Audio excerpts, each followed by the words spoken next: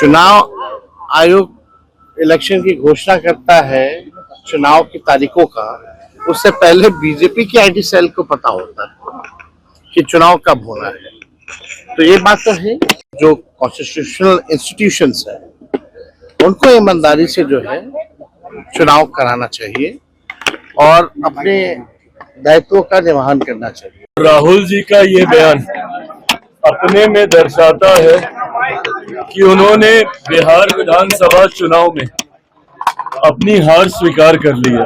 दिक्कत कांग्रेस और उनके नेताओं में यही है कि जब जरूरत आत्ममंथन करने की है तो उस वक्त ये लोग बहाने ढूंढते हैं चुनाव हारने के। 2014 के बाद से जब से नरेंद्र मोदी जी प्रधानमंत्री बने हैं तब से जितने भी कॉन्स्टिट्यूशनल इंस्टीट्यूशंस हैं, संवैधानिक संस्थाएं हैं, सबको हाईजैक कर रखा है।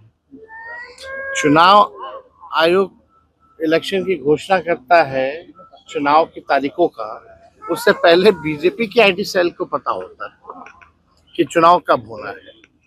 तो ये बात तो है, लेकिन इन सब पे हम लोगों की नजरें हैं।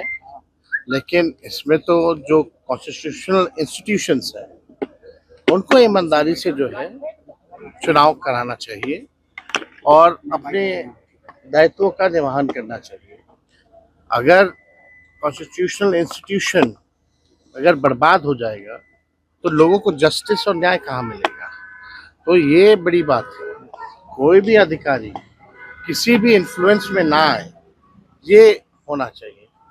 पिछले बार जो 20 का जो चुनाव हुआ था, हम लोग तो सरकार बना लिए, पहली बार उस समय इलेक्शन कमीशन ने 3 बार प्रेस कॉन्फ्रेंस करके जस्टिफाई किया। आखिर चुनाव की गिनती क्यों रोकी गई शाम में, फिर रात के अंधेरे 11-12 बजे की शुरू की गई, और जो जीते हुए कैंडिडेट जिनको अनाउंस कर दिया गया था शाम में हमारे, उनको किसी को 12 वोट से, किसी को 100 वोट से, किसी को 500 वोट से घोषणा होती है कि हार गए जो जीते हुए शाम में थे।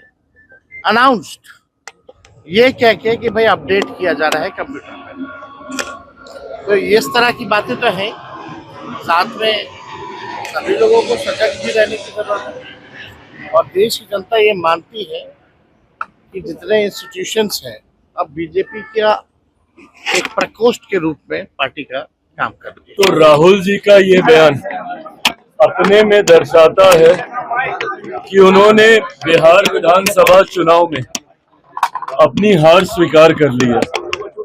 जिस तरीके से महाराष्ट्र में ये लोग बुरी तरीके से चुनाव हारे हैं, दिक्कत कांग्रेस और उनके नेताओं में यही है कि जब जरूरत आत्ममंथन करने की है तो उस वक्त ये लोग बहाने ढूंढते हैं चुनाव हारने के। लंबे समय तक बहाना चला था ईवीएम ईवीएम ईवीएम, अब वो बहाना कहीं ना कहीं ठंडा हो गया, तो अब ये फिक्सिंग वाला एक नया बहाना इन्होंने निकाल लिया।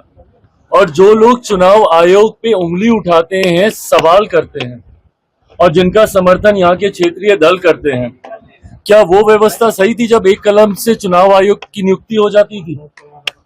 कांग्रेस के जमाने में कैसे चुने जाते थे? एक हस्ताक्षर से चुने जाते थे ना। आज तो फिर भी ये व्यवस्था बना दी है कि जब तक विपक्ष के दल की सहमति, रजामंदी नहीं होगी, एक कमेटी का गठन कर दिया गया जिसमें एलओपी की भी भूमिका है, उसके बाद इनकी नियुक्ति होती है। तो एक ऐसी व्यवस्था पे इनका प्रश्न चिन्ह है जहां पे एक समिति के द्वारा इलेक्शन कमीशन को चुना जा रहा है। पर जब कांग्रेस के जमाने में एक हस्ताक्षर से चुन लिया जाता था, वो व्यवस्था सही थी। हकीकत है कि अगर इनको किसी एक व्यवस्था में नुक्स निकालने हैं, किसी एक संस्था में नुक्स निकालने हैं, तो वो कॉन्स्टिट्यूशन बॉडीज नहीं है, वो इनकी अपनी पार्टी है, कांग्रेस की पार्टी। उसमें इनको नुक्स निकालने की जरूरत है। जो निकालते भी हैं गाहे बगाहे अलग अलग राज्यों में जाके, कभी जयचंद ढूंढते हैं अपनी ही पार्टी में, तो कभी अपनी ही पार्टी का विरोध करके आ जाता है। और सही कर रहे हैं वो, क्योंकि आत्ममंथन इनको करने की जरूरत है। और आत्ममंथन नहीं करने की वजह से हर बार हार का ठीकरा, कभी चुनाव आयोग पे थोपना, कभी किसी फिक्सिंग पे थोपना, कभी ये बोलना कि भैया ईवीएम खराब है, ये अपने में दर्शाता है कि इन्होंने बिहार में भी हार मान ली है। परिणामों के बाद की हार का ठीकरा पहले से ही किस पे फोड़ा जाए, उसकी भूमिका राहुल जी और इनके तमाम गठबंधन के दल बना रहे हैं। और बिहार के बाद आसाम, बंगाल, तमाम राज्य ये लोग हारने जा रहे हैं।